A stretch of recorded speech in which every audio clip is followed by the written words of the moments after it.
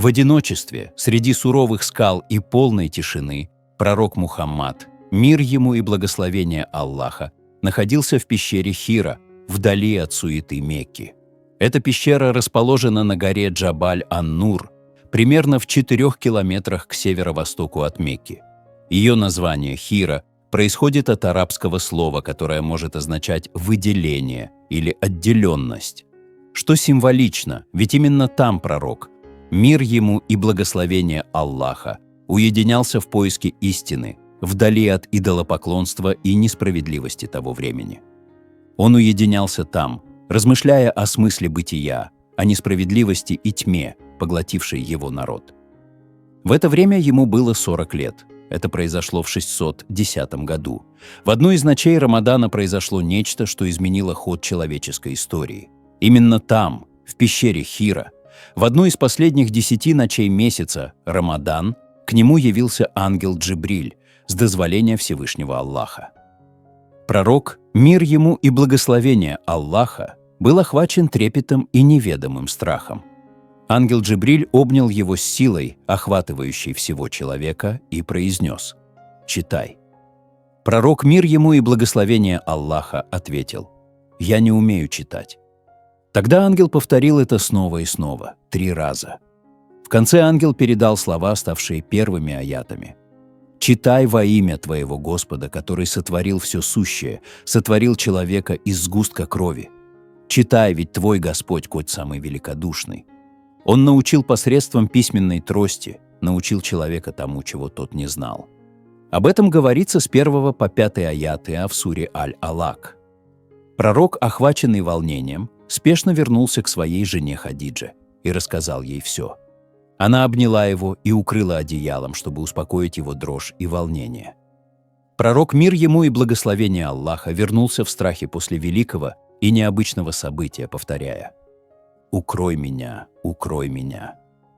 Она поддержала его добрым словом, заботой и верой. Она не усомнилась ни на миг в том, что с ним произошло нечто великое и истинное – откровение от Всевышнего. Именно она отвела его к своему двоюродному брату Вараке ибн Науфалю, христианину, знавшему Писание. Он, услышав рассказ, подтвердил: «Это тот Намус, которого Аллах ниспослал Мусе. Если бы я был молод, когда твой народ изгонит тебя». Пророк, мир ему и благословение Аллаха, с удивлением спросил: «Неужели они изгонят меня?» Варака ответил: «Да. Не было никого, кто пришел с тем, с чем пришел ты, чтобы его не враждовали. Если я доживу до того дня, я помогу тебе всем, чем смогу». Так началась великая миссия, призыв к единому Богу, борьба с невежеством и несправедливостью, путь, который начался в тишине пещеры и со временем распространился далеко за пределы Аравии, охватывая сердца людей по всему миру. Когда пророк Мухаммад, мир ему и благословение Аллаха, получил первое откровение, он не начал публичную проповедь сразу. В течение 3 лет он тайно передавал истину самым близким, тем, кто был готов слушать и размышлять. Первой уверовала его супруга Хадиджа, затем юный Али ибн Абу Талиб, его близкий друг Абу Бакр ас-Сиддик и его освобожденный раб Зайд ибн Хариса. Через Абу Бакра ислам приняли и другие: Усман ибн Аффан, Абдуррахман ибн Ауф, Саад ибн Аби Ваккас и множество других. Это были годы тишины и осторожности. Мусульмане собирались тайно в доме Аль-Аркама ибн Аби Аль-Аркама, да будет доволен им Аллах, который находился у подножия горы Сафа в Мекке, место, ставшее первым учебным и духовным центром новой общины.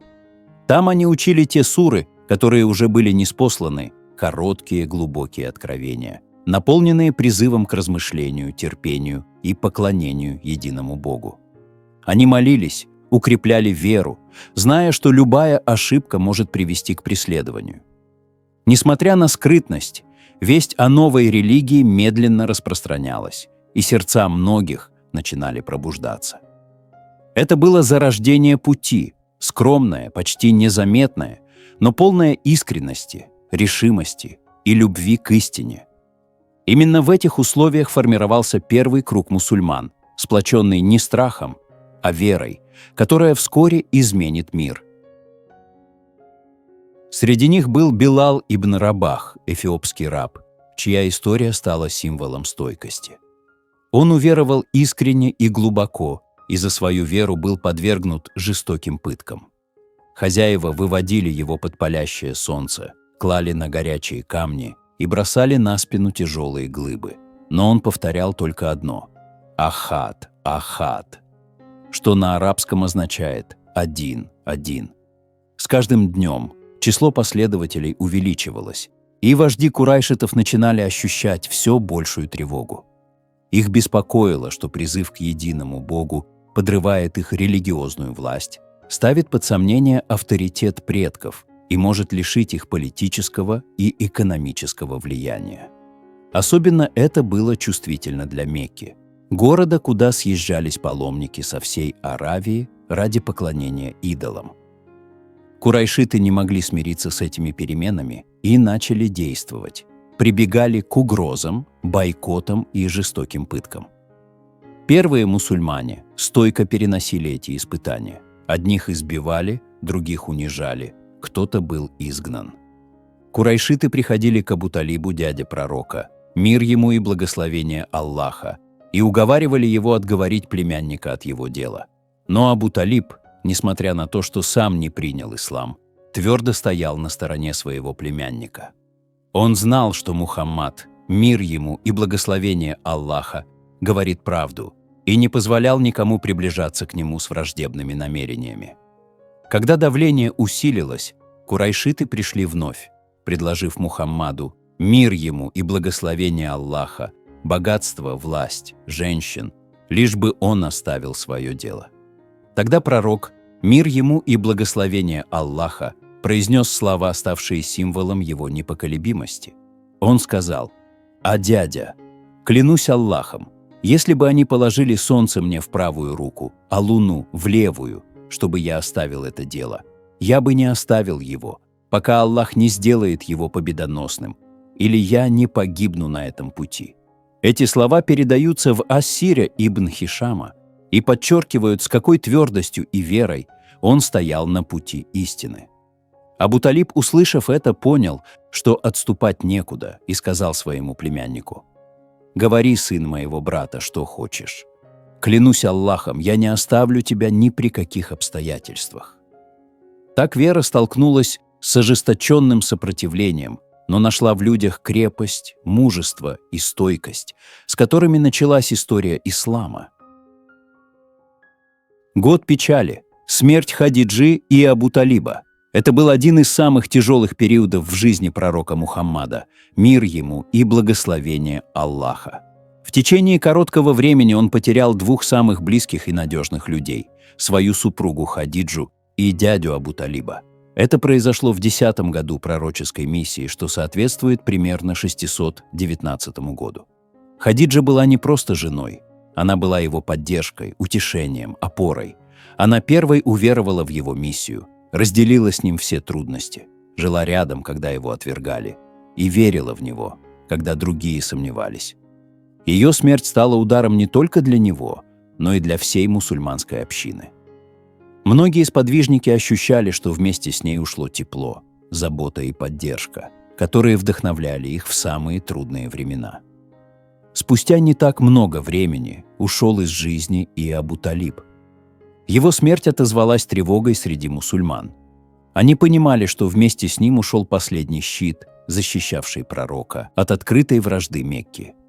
Курайшиты, чувствуя, что теперь путь открыт, стали действовать смелее и жестче. Хотя он и не принял ислам, он всю жизнь защищал своего племянника от вражды курайшитов. После его смерти Мекка стала опасной. Защита исчезла.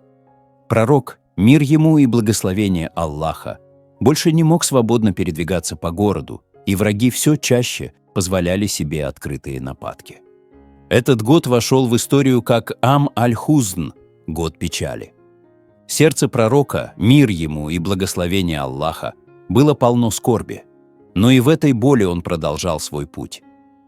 Он знал, что истина требует жертв, и оставался твердым, полагаясь на поддержку Всевышнего.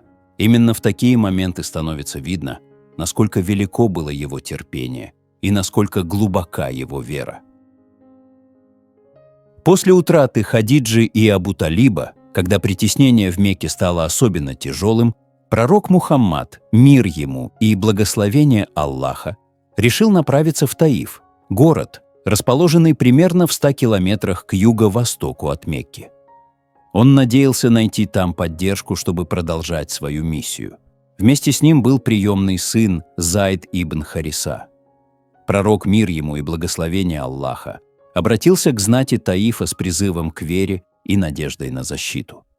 Никто из влиятельных людей не поддержал его, напротив, его призыв был встречен с надменностью и враждебностью. Более того, вожди подстрекнули толпу, его высмеивали, гнали и забрасывали камнями. Пророк, мир ему и благословение Аллаха, уходил из города окровавленный и израненный. Когда он остановился в тени виноградника, его сердце было полно боли.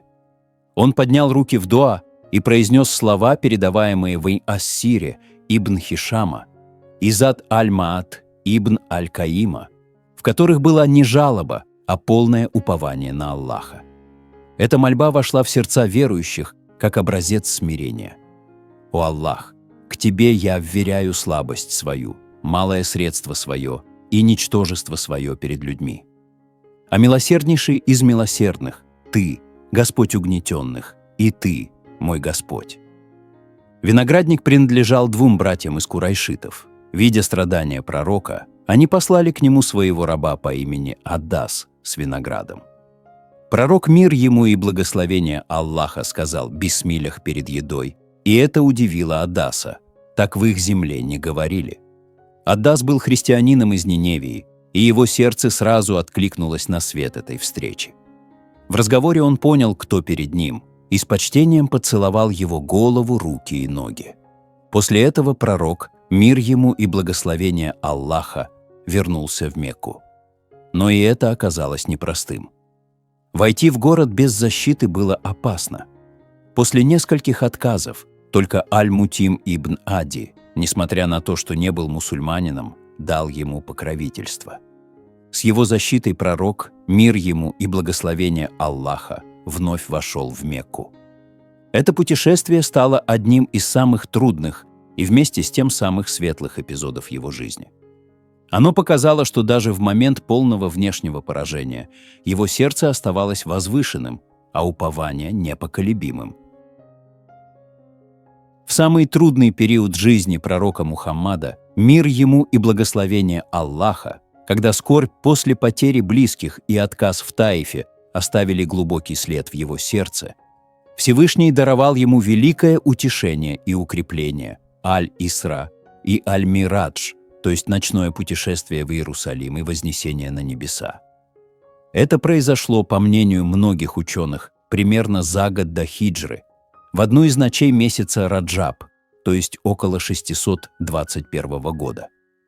О ночном путешествии упоминается в суре Аль-Исра в первом аяте. «Пречист тот, кто перенес ночью своего раба, чтобы показать ему некоторые из наших знамений, из заповедной мечети в мечеть Аль-Акса, окрестностям которой мы даровали благословение. Воистину он слышащий, видящий». А о вознесении на небеса указывает аят из суры Ан-Наджм. «И он увидел величайшие из знамений своего Господа». В ту ночь пророк, мир ему и благословение Аллаха, был перенесен из заповедной мечети в Мекке, в мечеть Аль-Акса в Иерусалиме. Этот путь, который в обычное время занимал бы недели, он преодолел за одну ночь на особом небесном создании, которое называлось Бурак. Это было светлое и быстрое существо, больше осла, но меньше мула, способное переносить пророков на огромные расстояния. Там, в Иерусалиме, он совершил молитву вместе с пророками прошлого, как имам. Об этом рассказывается в достоверных хадисах, в частности, в сборнике Сахих Муслим, где пророк, мир ему и благословение Аллаха, сказал: «Я оказался в Иерусалиме, где встретил всех пророков. Я возглавил их в молитве». Это было подтверждением его положения среди посланников Аллаха. После этого началось Аль-Мирадж, вознесение на небеса. Он поднимался от одного уровня неба к другому, и на каждом из них встречал пророков. Адама, Ису, Мусу, Ибрахима, мир им. Он увидел рай и ад, ангелов, и был введен в такие тайны, которые невозможно постичь разумом.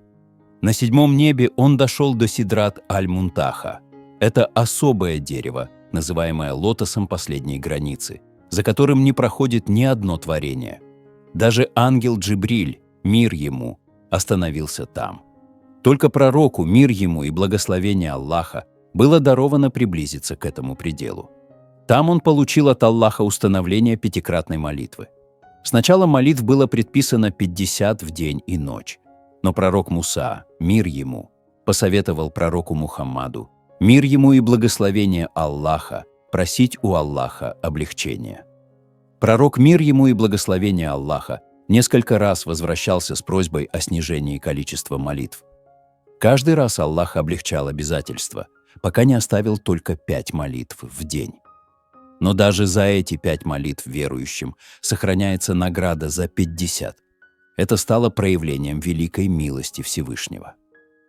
Когда он вернулся с этого великого путешествия, он рассказал об этом людям утром следующего дня. Курайшиты высмеяли его, но верующие, особенно Абу Бакр, без сомнения приняли его слова. Именно за это пророк, мир ему и благословение Аллаха, назвал его Ас-Сиддик, что означает «подтверждающий истину».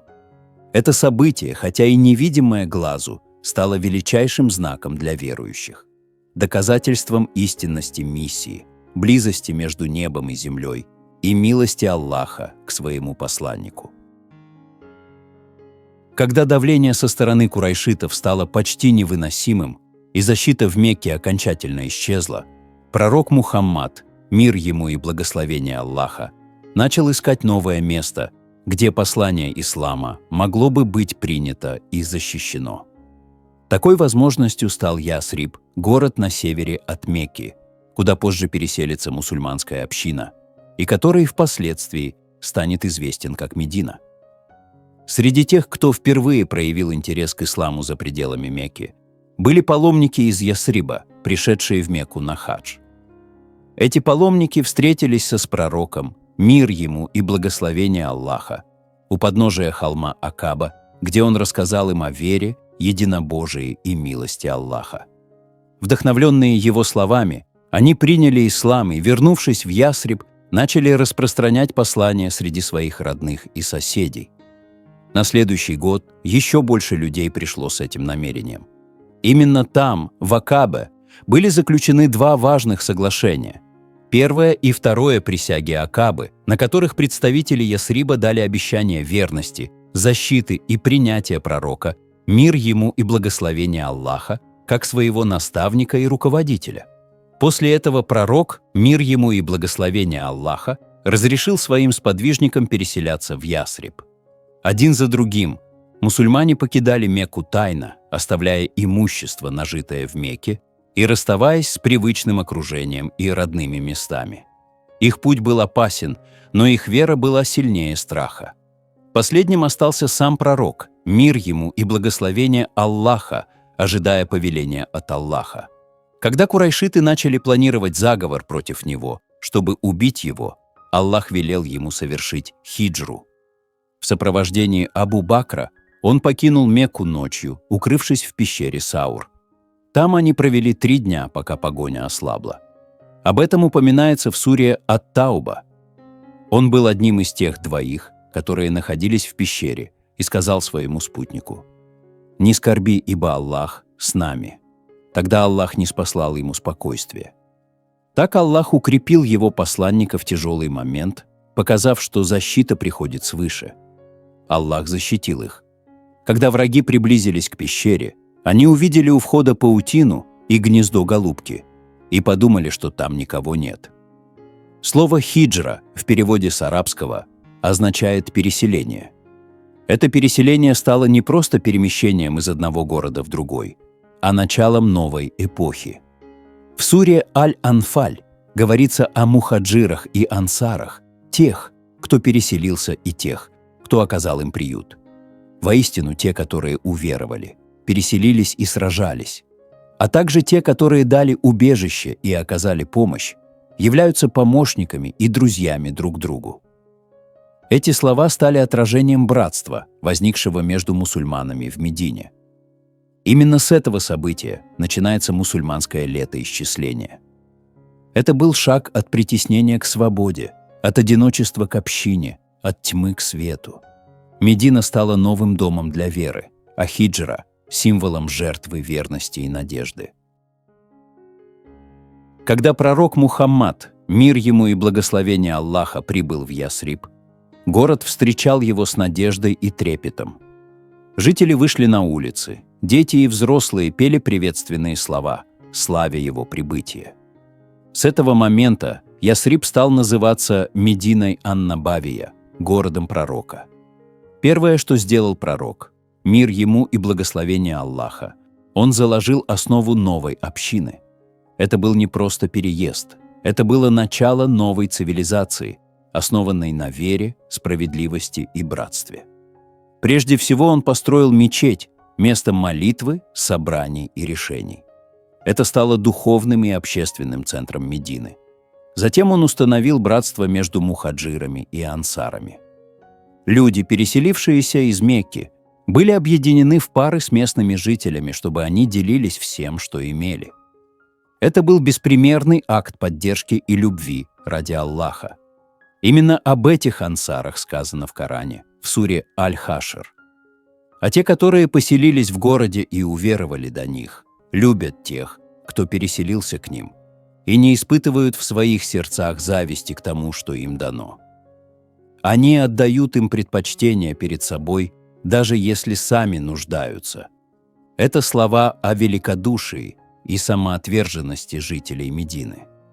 Также был заключен договор с иудеями Медины, документ, регулирующий отношения между мусульманами и другими племенами города, устанавливающий принципы взаимной защиты и справедливости. Этот договор стал основой мирного сосуществования и заложил принципы исламского государства. Пророк, мир ему и благословение Аллаха, установил порядок, где каждый человек чувствовал свою ценность и ответственность. Мусульманская община рождалась не через власть и насилие, а через свет веры, силу добродетели и искреннюю взаимную поддержку, которая объединяла сердца. Истина ислама проявлялась в доброте, искренности, взаимопонимании и помощи друг другу, в тех качествах, которые делали людей ближе и чище. В Медине началась новая глава «Жизнь по воле Аллаха», где каждый день был шагом к формированию общества, основанного на истине и милосердии. Создание мусульманской общины в Медине не означало конец трудностей. Напротив, это было начало открытого противостояния между истиной и теми, кто стремился ее задушить. Первое великое испытание пришло в виде битвы при Бадре. Она получила свое название по имени местности Бадр. Это был оазис с колодцами между Меккой и Мединой, где мусульмане надеялись перехватить караван курайшитов, как ответ на изгнание, притеснение и захват их имущества.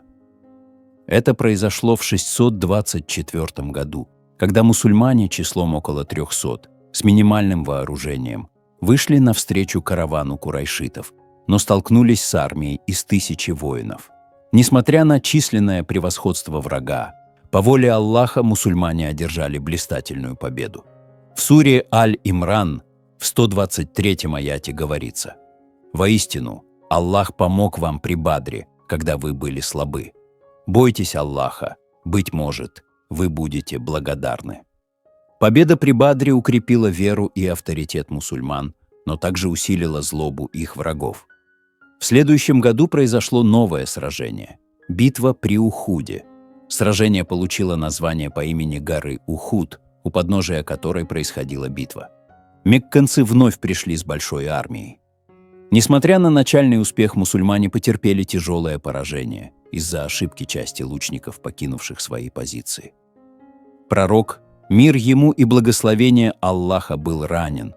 И многие сподвижники пали мученической смертью, в том числе Хамза ибн Абдуль-Мутталиб, дядя пророка. Эти события стали тяжелым уроком. В Коране, в суре Аль-Имран, в 140-м аяте сказано: «Если вам нанесена рана, то ведь подобная рана уже была нанесена и тем людям. Мы чередуем дни, счастье и несчастье для людей, чтобы Аллах узнал уверовавших и избрал среди вас павших мучеников, ведь Аллах не любит беззаконников». В 627 году Медина оказалась под угрозой полного уничтожения. Объединенные силы мекканцев и их союзников, более 10 тысяч воинов, окружили город. Пророк, мир ему и благословение Аллаха по совету сподвижника Салмана Аль-Фариси, велел вырыть ров вокруг Медины. Этот неожиданный шаг оказался решающим. Враги не смогли прорваться, а Аллах послал на них ветер и смятение. Это была битва Хандак или битва Рва. Слово «хандак» означает «ров». Именно его вырыли мусульмане вокруг Медины, что стало решающим стратегическим шагом. В суре Аль-Ахзаб в 9-м аяте описано: «А вы, которые уверовали, вспомните милость Аллаха к вам, когда войска пришли к вам, и мы послали на них ветер и воинство, которых вы не видели. Аллах видел то, что вы совершали». Эти 3 битвы стали вехами, закалившими общину и показавшими, что борьба за веру требует стойкости, терпения и полного упования на Аллаха. После лет борьбы, сражений и укрепления общины в сердце пророка, мир ему и благословение Аллаха, оставалась цель – мирное донесение истины до всех людей. В 628 году пророк, мир ему и благословение Аллаха, вместе с приблизительно 1400 сподвижниками отправился в сторону Мекки, намереваясь совершить умру – малое паломничество. Они были не вооружены для войны, а одеты в паломнические одежды. Но курайшиты не допустили их в город, и стороны начали переговоры. Так был заключен Худайбийский договор, соглашение, которое поначалу многим мусульманам показалось несправедливым. Его условия казались унизительными. Отложенное паломничество, возвращение беглецов и перемирие на 10 лет. Но пророк, мир ему и благословение Аллаха, принял эти условия, потому что видел за ними возможность распространения истины без препятствий. И действительно, именно после этого договора ислам начал распространяться еще шире, ведь люди смогли услышать послание без страха войны. Худайбийский договор стал важнейшим поворотом. В Коране, в суре Аль-Фатх, в 1-м аяте сказано: «Воистину, мы даровали тебе явную победу». Несмотря на видимую уступку, Аллах назвал этот договор победой, потому что он открыл путь к миру и расширению исламского призыва. Именно в этот период пророк, мир ему и благословение Аллаха, направил письма правителям разных земель: византийскому императору Ираклию, персидскому царю Хасрову, египетскому наместнику, правителю Эфиопии и другим. В письмах он с уважением приглашал их к вере в единого Бога. Эти письма стали началом обращения ислама к миру за пределами Аравии. Некоторые приняли послание с уважением, а некоторые – с верой. Среди тех, кто уверовал, был правитель Эфиопии, который не только принял ислам, но и предоставил убежище мусульманам. Пророк, мир ему и благословение Аллаха, совершил за него заочную молитву джаназа. Также ислам приняли правитель Бахрейна, правители Омана. С уважением, но без принятия ислама, отнесся к посланию правитель Египта. Он ответил подарками, включая Марию Аль-Киптию.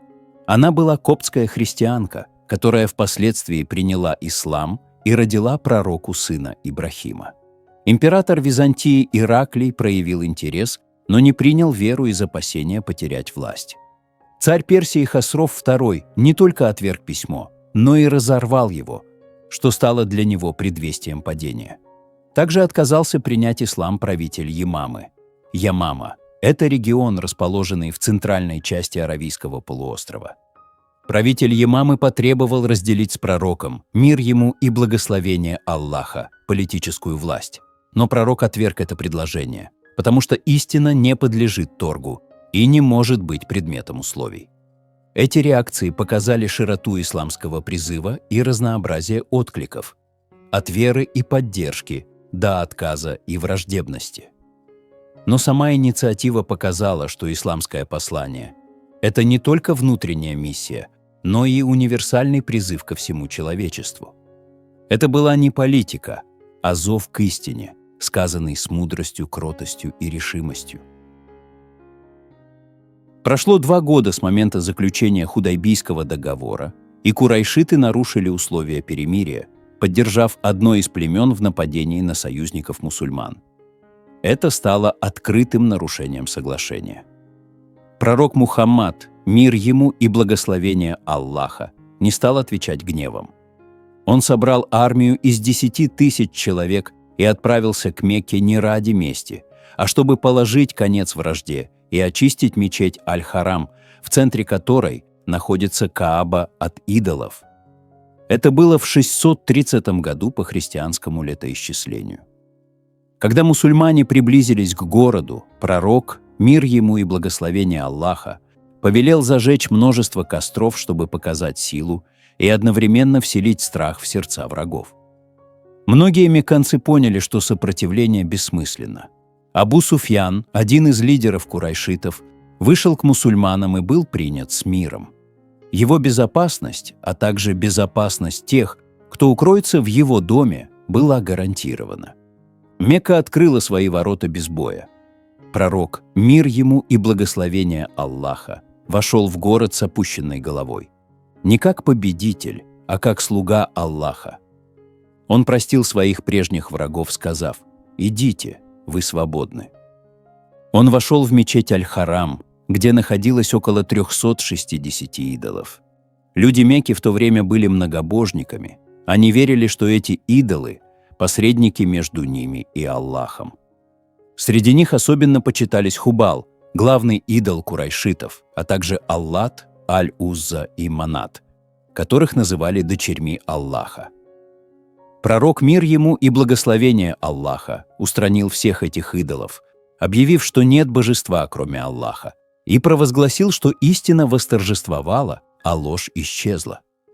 Этот день стал вершиной исламского призыва в Аравии, без пролития крови, без мести, только с истиной, смирением и великодушием. Открытие Мекки стало знаковым событием. В суре Ан-Наср сказано: «Когда придет помощь Аллаха и победа, и ты увидишь, как люди толпами входят в религию Аллаха, то восхваляй Господа своего и проси у Него прощения. Воистину, Он – принимающий покаяние». Этот аят был ниспослан как предвестие победы и одновременно напоминание о скромности и благодарности. Так пророк, мир ему и благословение Аллаха, вошел в Мекку не как завоеватель, а как милосердный посланник, возвышая не себя, а своего Господа. В 632 году, за несколько месяцев до своей смерти, пророк Мухаммад, мир ему и благословение Аллаха, совершил свое первое и единственное паломничество после хиджры. Оно стало прощальным. Это было не просто обрядовое путешествие, а важнейшее событие, в котором приняли участие десятки тысяч мусульман. Люди стекались со всех уголков Аравийского полуострова, чтобы быть рядом с пророком, услышать его слова, увидеть, как он совершает обряды хаджа, и навсегда сохранить этот опыт в сердце. Во время стояния на равнине Арафат, у подножия горы Джабаль-ар-Рахма, гора милости, пророк, мир ему и благословение Аллаха, произнес свою знаменитую прощальную проповедь. Его слова стали итогом всей пророческой миссии. Он говорил о святости жизни, имущества и чести каждого человека. Напомнил, что все люди равны, араб не лучше не араба, и белый не лучше черного, кроме как по богобоязненности. Он призвал к справедливости, отменил кровную месть и ростовщичество времен джахилии, периода невежества и язычества до ислама, подчеркнул важность прав женщин и оставил мусульманам самое ценное наследие. «Я оставил вам то, с чем вы не собьетесь, если будете держаться за него. Это книга Аллаха и моя сунна. Во время этого хаджа был ниспослан аят, который стал вестником завершения религии. В суре Аль-Маида в 3-м аяте говорится: «Сегодня я завершил для вас вашу религию, довел до конца мою милость к вам и одобрил для вас ислам как религию». Эти слова вызвали слезы у Умара ибн Аль-Хаттаба. Да будет доволен им Аллах, ведь он понял, что завершение миссии означает и скорое прощание с пророком. Прощальное паломничество стало не только кульминацией всей жизни пророка, мир ему и благословение Аллаха, но и напоминанием каждому мусульманину о сути ислама, вере, справедливости, братстве и следовании откровению. Это было наставление поколению, которое видело пророка, и всем, кто придет после. Голос, звучавший в Арафате, навсегда остался эхом истины, зовущим к Аллаху с милосердием и мудростью. Эти слова он произнес с великой искренностью и ясностью, и они дошли до нас в передаче достоверных хадисов. «Внемлите моим словам, ибо, быть может, я не встречусь с вами после этого года на этом месте. Ваши жизни, ваше имущество и ваша честь священны для вас, как священен этот день, этот месяц и этот город. Верните доверенное вам. Не причиняйте зла другим, чтобы и вам не был причинен вред. Поистине, Аллах запретил ростовщичество, брать и давать деньги в долг под проценты. Кровная месть времен джахилии отменена. У женщин есть права перед вами, и у вас есть права перед ними. Относитесь к ним с добротой и уважением. Нет превосходства у араба над неарабом, и у неараба над арабом, у белого над черным и у черного над белым, кроме как в богобоязненности. Все вы от Адама, а Адам был из праха. Я оставляю вам 2 вещи, с которыми вы не собьетесь с пути, если будете держаться за них. Это книга Аллаха и моя сунна. А Аллах, засвидетельствуй». Через несколько месяцев после прощального паломничества пророк Мухаммад, мир ему и благословение Аллаха, почувствовал недомогание. Его болезнь началась постепенно, с головной боли и слабости. Несмотря на боль, он продолжал посещать мечеть, наставлять сподвижников, вести молитвы. Но состояние ухудшалось. В последние дни жизни он находился в доме Аиши, да будет доволен ею Аллах. Именно там, в ее объятиях, он покинул этот мир в понедельник, 12 числа месяца Раби Аль-Авваль, в 11 году хиджры. По григорианскому календарю это соответствует 632 году. Перед своей смертью он напоминал: «Молитва, молитва и то, что в вашей власти». Его последние слова были полны любви и преданности Аллаху. «О Аллах, прости меня, помилуй меня и присоедини меня к возвышенному собранию». Его уход был глубокой скорбью для всей уммы.